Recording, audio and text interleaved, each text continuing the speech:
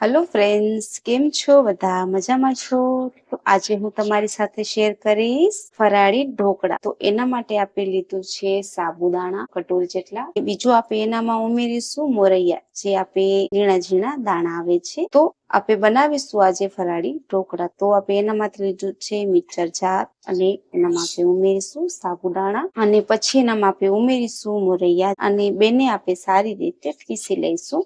તો ફ્રેન્ડ્સ, આપણે સારી રીતે પીસી લીધું છે, તમે જોઈ શકો છો આવી રીતના ઝીણું આપણે બનાવ્યું છે. તો ફ્રેન્ડ્સ, ચાલો આપણે બનાવીએ ફરાળી ઢોકળા. તો એના માટે આપણે મોટું કટોરું લઈશું અને એનામાં આપણે ઉમેરી નાખીશું. હવે એનામાં આપણે ઉમેરીશું ફ્રેન્ડ્સ, આપણે એક કટોરી જેટલી દહીં લીધી છે, જેને આપણે મિક્સ કરીશું. આપણે જે કટોરીમાં દહીં લીધી છે એ જ કટોરીમાં આપણે પાણી લઈશું, પછી ઉમેરી નાખીશું અને આપણે મિક્સ કરીશું. જો જરૂર પડે તો ઉમેરવાની પાણી, એ જ કટોરી આપણે ફરીથી લઈશું. મીડિયમ સાઈઝ નું આપણે હમણાં પેસ્ટ બનાવીશું. સારી રીતે મિક્સ કરીશું. આપણે સારી રીતે મિક્સ કરી લીધું છે, તમે જોઈ શકો છો. હવે એને આપણે 10 મિનિટ સુધી રેસ્ટ કરવા રાખી દઈશું. આપણે ઢાંકીને રાખી દઈશું.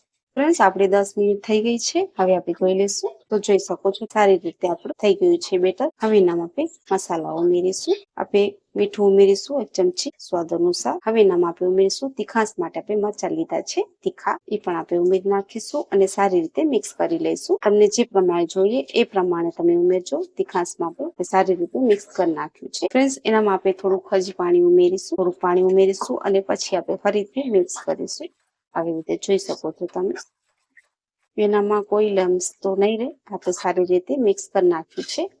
આ ઢોકળા તમે ફરાળીમાં ખાઈ શકો છો અને એટલા ટેસ્ટી બને છે. તો જોઈ લો, આપણે સારી રીતે એનું બેટર બનાવી નાખ્યું છે. હવે એનામાં આપણે ઉમેરીશું ઈનો સોડા. ફ્રેન્ડ્સ, આપણે ઈનો સોડા ઉમેરી નાખ્યું છે. એના ઉપર આપણે 1 ચમચી જેટલો લીંબુનો રસ લઈશું અને પછી આપણે ફરીથી મિક્સ કરીશું. તો આપણે સારી રીતે મિક્સ કરી નાખ્યું છે. સ્ટીલની થાળી લઈશું. 1 ચમચી જેટલું આપણે તેલ ઉમેરીશું. હવે આપણે ઢોકળાનું જે બેટર આપણે બનાવ્યું છે એ આપણે ઉમેરી નાખીશું અને માથે આપણે થોડું ખણ 1 ચપટી જેટલો જીરો ઉમેરીશું. 1 ચપટી જેટલું આપણે લાલ મરચું ઉમેરીશું. ફ્રેન્ડ્સ, હવે આપણે ઢોકળાને ઢોકળિયામાં ગરમ કરવા રાખી દઈશું બાફવા માટે. તો ફ્રેન્ડ્સ, આપણું પાણી સારી રીતે ઉકળી ગયું છે. હવે આપણે રાખી દઈશું. ઢોકળિયામાં રાખી દીધું છે અને આપણે ઢાંકીને 10 થી 15 મિનિટ આપણે ઢાંકીને રાખી દઈશું. 10-15 મિનિટમાં આપણું ઢોકળા થઈ જશે ફરાળી. ફ્રેન્ડ્સ, આપણી 10 થી 15 મિનિટ થઈ ગઈ છે. હવે આપણે જોઈ લઈશું.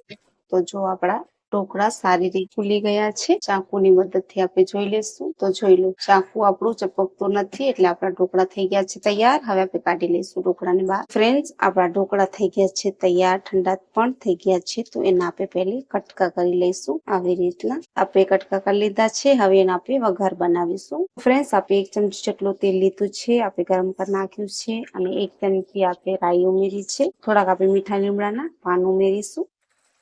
સારી રીતે ફૂટી ગયું છે. હવે આપણે એના માટે ઉમેરી નાખીશું. તો આપણું વઘાર્યું થઈ ગયું છે તૈયાર. હવે આપણે થોડા દાણા ઉમેરીશું માથી. તો આપણા ફરાળી ઢોકળા થઈ ગયા છે તૈયાર. તમે જોઈ શકો છો ફ્રેન્ડ્સ, એટલા ટેસ્ટી અને સ્વાદિષ્ટ બને છે. આવી રીતના કાઢી લઈશું. કટકા આપણે કરી નાખ્યા છે,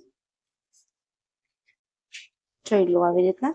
તો ફ્રેન્ડ્સ, તમે જોઈ શકો છો આપણા ફરાળી ઢોકળા થઈ ગયા છે તૈયાર, અને એટલા નરમ અને પોચા થયા છે. તમે જોઈ શકો છો આવી રીતના એકદમ ટેસ્ટી અને સ્વાદિષ્ટ આપણા ફરાળી ઢોકળા થઈ ગયા છે તૈયાર. અને જો તમને આ રેસીપી સરસ લાગી હોય તો તમે મારી ચેનલને લાઈક અને સબસ્ક્રાઇબ કરજો. ત્યાં સુધી તમે તમારું ધ્યાન રાખજો.